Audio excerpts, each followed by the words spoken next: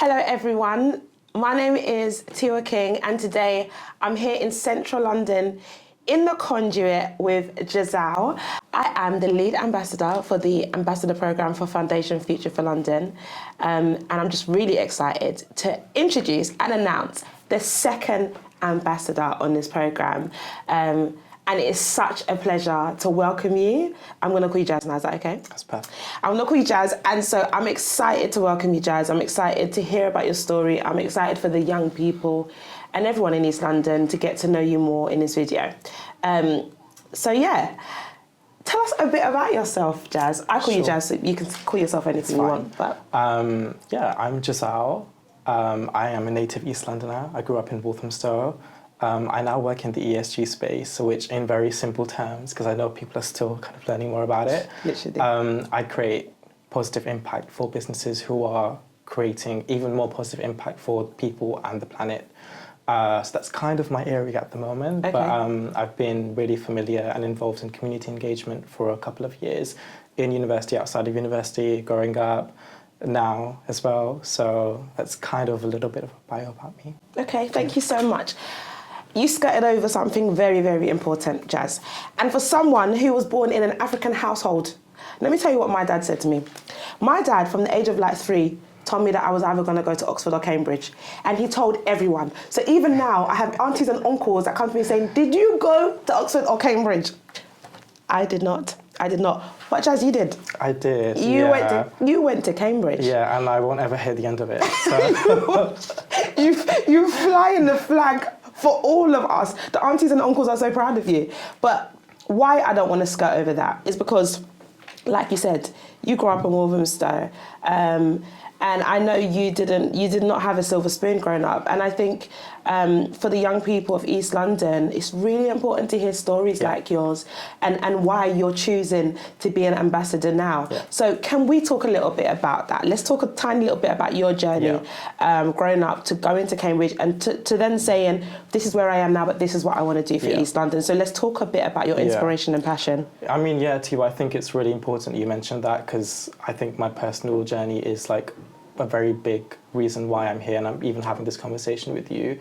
I think growing up as a first-generation migrant in East London during a period when the borough was just not getting investment in the same way that it is now, I think it is just really difficult for a young person to envision what success might look like or what a role model might look like. I was kind of one of the first in my local community to kind of be able to achieve Cambridge. And I know that shouldn't be the case, but at the time it felt a bit of an isolating experience because I wanted other people that I grew up with or had shared experiences with to also be able to see that actually that could be for them as well. They could achieve those heights as well. And I think growing up, having to be the first to do something, it's made me reflect on a lot about actually where are the resources, where's the community, where's the mentorship that young people need to be able to see things that they can't see for themselves now. And so that's been kind of a driving force in my personal life in terms of working with communities and even kind of joining FFL, is that young people have so much potential, young people in East London have so much potential, they just don't know people around them that have done things that they're too nervous to do or think they can't do. So I know we bang on about representation, but it's so key and it's so important. And I think my journey is a testament to that, and that's what I really want to share. That is such a beautiful answer. I once worked with someone, and I will never forget, she once said to me, Jazz, she said, they've got to see it to believe it. They've got to see it, they've got to hear it, they've got to touch it, they've got to feel it. And that's why I think people like you are just so important. And from the very first time that we met at one of the events, I saw your passion.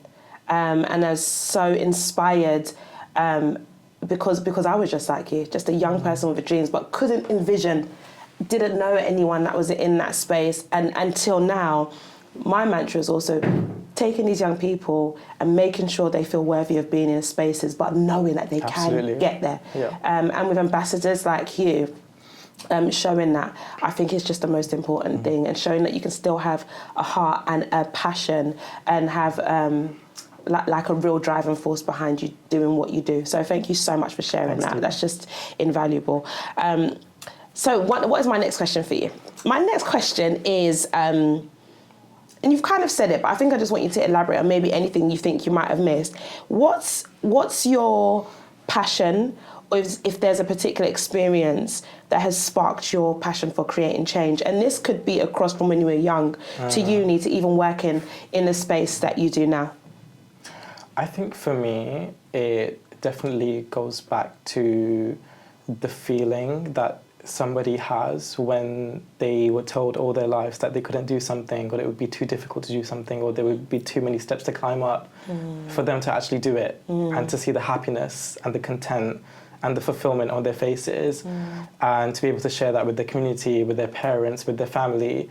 I think it's just invaluable, and I think knowing that I had a couple of those moments in my life, whether it was getting the grades I needed to get to university, or the kind of doors that opened to me after university, and then kind of, getting into a fulfilling career. All of those key milestones are so important, and I think it just goes back to the fact that actually you were able to do something that was probably not necessarily, I guess, it wasn't written for you in that way. There were so many barriers, but actually you overcame them. And I think just the joy and the sheer excitement and the feeling of sharing that and spreading that and being able to experience it for the first time and then multiple times after is something I think every person should experience. So I think I always think about that feeling of, oh wow, like I got into my dream university. Oh wow, I got my dream job. I want young people to experience that tenfold. Oh, this conversation feels like a massive hug. I feel like hugging everyone through the screen. That's just perfect. Thanks, Steve. And I feel exactly the same. I want everyone on the other side of the screen to feel the exact same thing, because you're right, it's about the feeling, and for everyone it might be something different. It might be sports, it might be fashion, it might be you're going through college, it might be that they're going through a tough time that they can't envision themselves coming out from, but you're right, that feeling at the end of it, it's invaluable. It's invaluable. Yeah. It's amazing, and I hope that us being ambassadors can really help amplify that as well. So what does being a community ambassador mean to you? I think, as I was saying before, it goes back to mentorship. Okay. Mentorship is like key for me. Okay. I know kind of our broader aim is definitely to amplify the work that young people are doing, but I think a really key way we're going to do that is through actually being mentors and kind of guiding them. I think you always need people in your corner who can actually support you and guide you and give you advice, whether it's life advice, whether it's personal advice, whether it's just anything you're going through.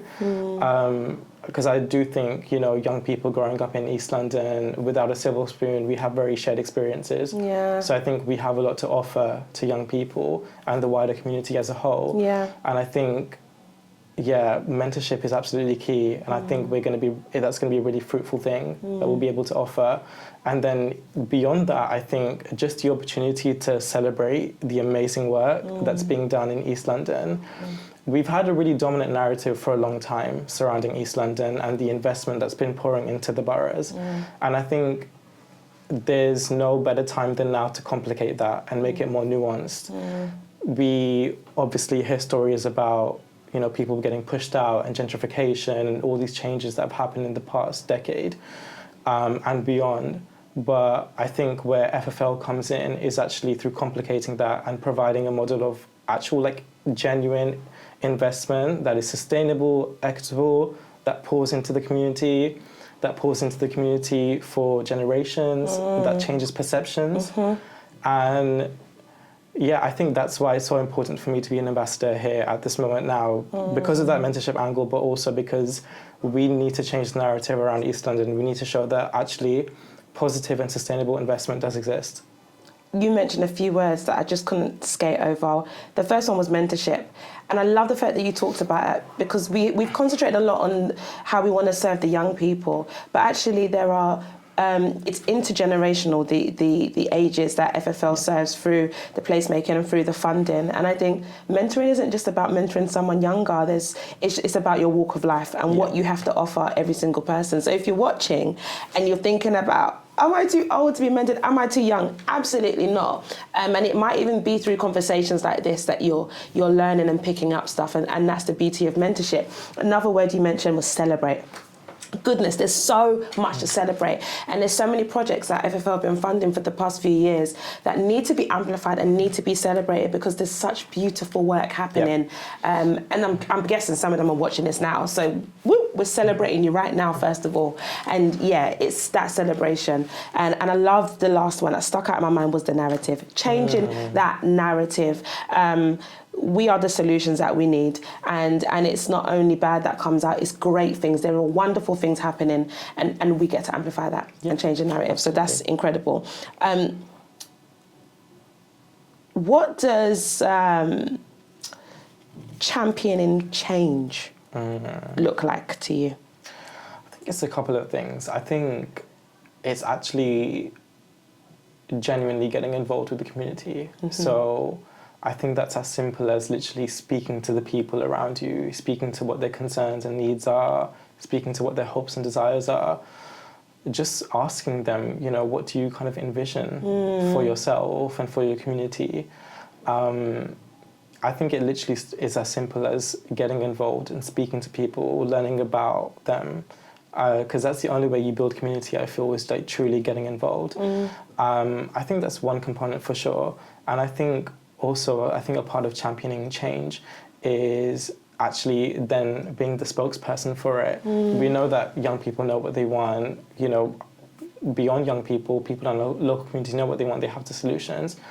But I think we can also amplify that. Yeah. We can share that on a broader scale. Yeah. And we can maybe kind of give them the confidence that they might not already have. So I think that's really important to kind of get stuck in, talk to people, learn about them, amplify them, but then also support them if they need support. There's a massive conversation happening at the moment around DI. And the stuff about diversity and all this stuff. And when I think about the work we're trying to do, I think about how it fits into all of that. And so I want to ask you a question, Jazz. If you had a lasting message to give to someone that's just like you, so someone that's maybe had your background, working where you work now, or maybe went to the same universities, you're in a similar walk of life at the moment, that maybe wanted to become an ambassador but didn't know how, wanted to engage again with their local community, and doesn't know how. What would you say to them? What is the kick you'd give them to start creating change from where they are now? I think the best advice I've ever been given is feel the fear and do it anyway. So that's been key for me throughout my journey, is that anything that instinctively makes you nervous or scared, that's actually a sign that your body's telling you that you need to do it. You need to genuinely interrogate it while you're feeling that way and do it. And anytime you do it, you'll find so much value from it. So yeah, that's what I'll leave people with, is if you're scared, if you're nervous, that's actually most likely a sign that you should be doing it. And if you had a lasting message to a young person who is sitting there thinking, that sounds amazing, but I cannot see myself there, what would you say? I know your parents will tell you this, everyone will tell you this, but hard work genuinely does pay off. If you have goals, if you have ambitions, work on them, spend the time, you know, get the support that you need. You can absolutely do anything that you put your mind to. And if you choose to work hard, whether it's you want to run a marathon or you want to get good grades or you have a big art project that you want to complete, you can do it. You have absolutely everything you need to be able to do it, no matter where you come from. Just put the time in, get your head down, and that's it. And you are actually testament of that. So thanks to you. You are not just preaching to the audience. You are testament of this. You're testament of hard work, resilience, seeing something that you haven't seen before and saying, I'm going to go get that thing and I'm going to do it. And you have. And that's why I'm so proud to announce you as a second ambassador, because you're really walking the walk and not just talking the talk. I appreciate that. I'm excited. I'm excited to welcome you to the fold. I think we're going to do incredible things. And yeah, welcome, Jazz. Really happy to have you. Thank you. I'm really excited. High five.